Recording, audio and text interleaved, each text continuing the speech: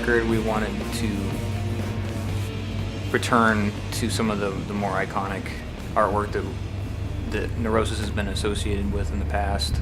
I found these photographs of these statues in Budapest and Prague, and they were really compelling. Josh had found a picture on the internet of these horses with these antlered armor. I knew those to be the horses in Hero Square in Budapest.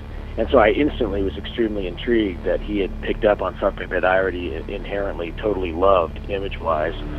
We had been talking about using a horse, real strong and aggressive-looking animal that hasn't been overused.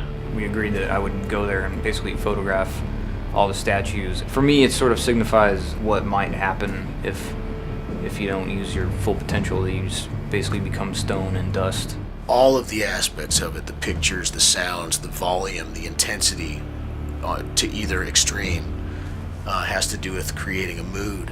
The mood creates an atmosphere that demands that people, if they're going to enjoy it at all, they have to open themselves up to it and invest themselves into it. It sort of fits together in the concept. The band is returning to some of their roots, but still advancing forward with the music as well.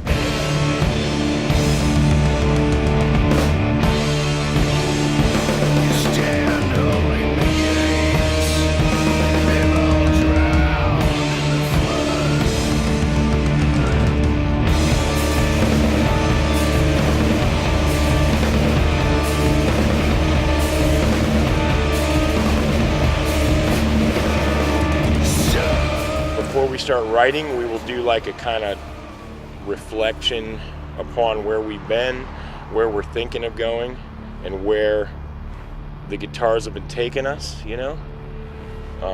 Aside from that, it just goes. But I'd say Eye of Every Storm was really, we had a well-developed kind of sonic finesse. You know, it was really based on dialing in specific harmonics and tonal qualities.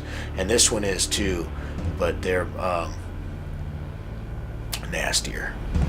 Has a bit of a claustrophobic feel, which I think the music inherently brought to the table, but perhaps the idea of the self-imposed deadline kind of encouraged that feeling as well. I mean, we had to get the tracking done in 3 days so that we'd have 3 days to mix it. You know, we always show up ready to go. When you have an engineer like Steve Albini involved in what you're doing, then it just lends itself to the whole deal, you know. He's the only guy we could have done this record with in 6 days, because we had to know that we would be doing final takes on day one. We record basically live. The bass, drums, guitars, and keyboards are all recorded at the same time. There's only a few scenarios where we'd want to do something different to get a certain effect, but we basically go in there and play the songs.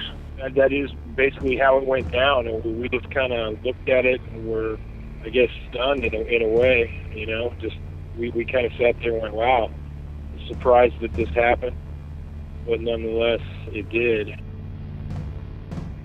At a certain point in our existence, we realized that all that really mattered, aside from the fact that we remain true to ourselves and that we are doing this for our own personal and self-centered reasons while we're creating music, was that what our legacy is that we leave behind.